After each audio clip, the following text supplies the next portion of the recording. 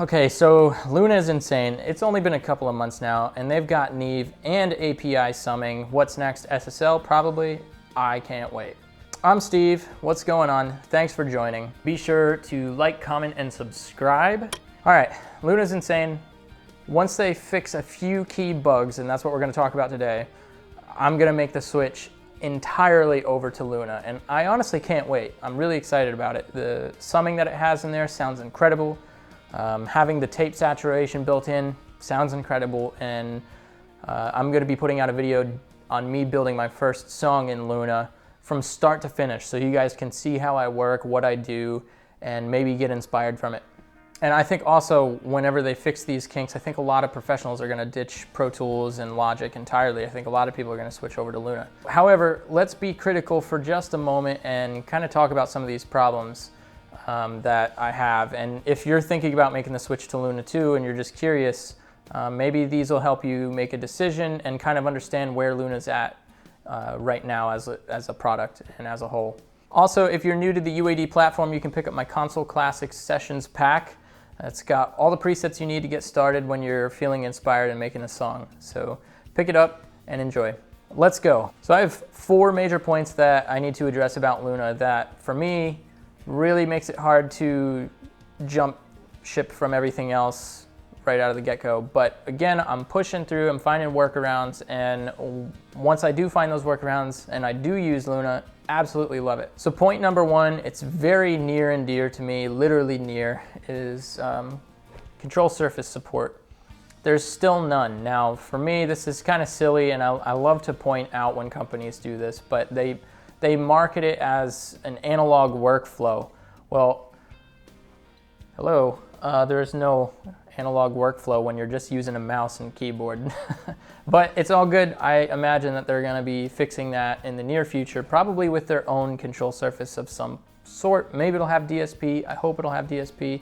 I just hope it's not one of those M-Audio, like big chunky, DigiDesign interface combo things. They're terrible. Point number 2, there's no software instrument multi-channel support. Now, I've already made a video here about why I use EZDrummer, and this also kind of impedes on my workflow a little bit.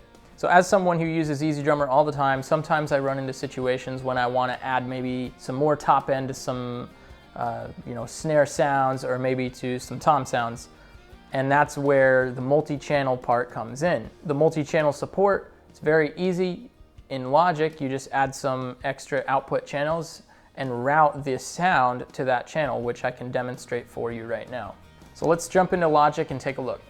All right, so I've got my project pulled up. This is a project that I'm working on for the start to finish Luna song that I'm doing. All right, so I've got 2 different instances of EZDrummer pulled up here, and I want to point out how and make the comparison between Luna and, say, Logic. Or any other DAW that supports multi-channel software instruments. So let's go. So right here we have, on this channel, we have the way that Luna supports it, right? And it almost acts as if it's just like a bus, like an auxiliary bus, right? So inside of EZDrummer, you've got all of these different sounds, and they're all just routing to this one channel. So when I hit play,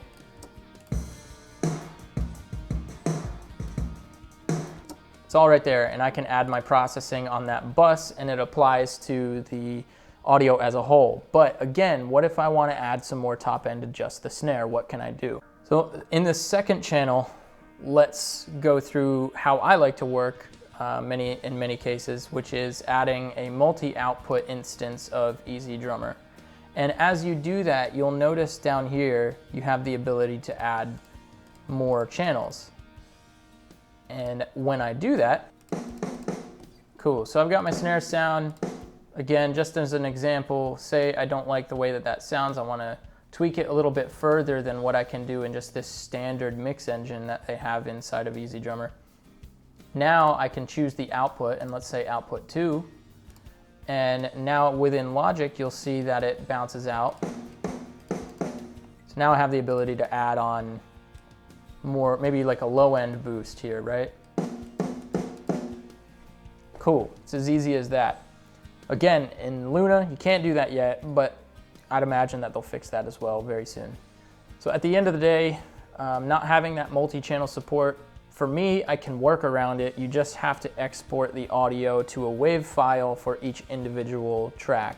Universal Audio likes to tout this software as an analog workflow, which, okay, it is to a certain extent. But some things are kind of cumbersome about that workflow, and I'd imagine that, at least I'd hope that they fix some of these things. So working with hardware in my rack, inside of Logic, it is so seamless, and let's take a look at how that works real quick. So back into Logic here, let's say this same snare, say I want to throw an outboard piece of gear on it. All I have to do is go down to this I/O plugin, and now you see this menu pops up where I can choose my output, say it's 1 and 2, and then I choose my input to route it back into my hardware. Once I do that, I hit the little ping button, and then Bob's your uncle, it's done. It's super easy, and the coolest part about that, why I like that so much, is that at that point, it just acts like a plugin. So I can have one of my hardware pieces literally just turn it off within the within the instance of Logic, turn it back on. Now I can kind of audition and compare in real time with no latency, and mix that way. I do a lot of mixes that way right now. So to do this in Luna, you have to add an extra channel, and then you gotta mute one, and it's just, yeah, it's an old school way of doing it, and it's all right, but it's not ideal. And Universal Audio, if you're watching, please, please, please do something like the I/O plugin. That'd be so great. Okay, on to this final point. Point number 4, and this one is kind of a killer for me right now. As I've been working on this song and trying to lay down some basic overall tracks, just to kind of see where I'm at in the creative process on the song, I started noticing my session file was getting huge, but I had been deleting tracks the entire time. I had like a 3 gigabyte file, and I had 6 tracks on it. And then I came to find out that there's really no session file management. So when you delete the file within the project, the audio file doesn't actually get deleted. It just stays housed within the Luna session file. Now, I've seen some people, you know, they can right click on the session file itself and then go into the folder, but Universal Audio advises against this. It says it can corrupt your project. So there ain't no way I'm doing that. Yeah, so the session file management, your project files balloon into these really big files, and you know, it's not ideal. So the only way around that right now is to consolidate whatever you're done working on and then rebuild the project file from the ground up and delete the old one. That's the only way to save that hard drive space. Again, this is gonna crush hard drive space if you're not aware of it. So if you're probably wondering why, maybe you're getting an error right now and you're like, why is this happening? That's why.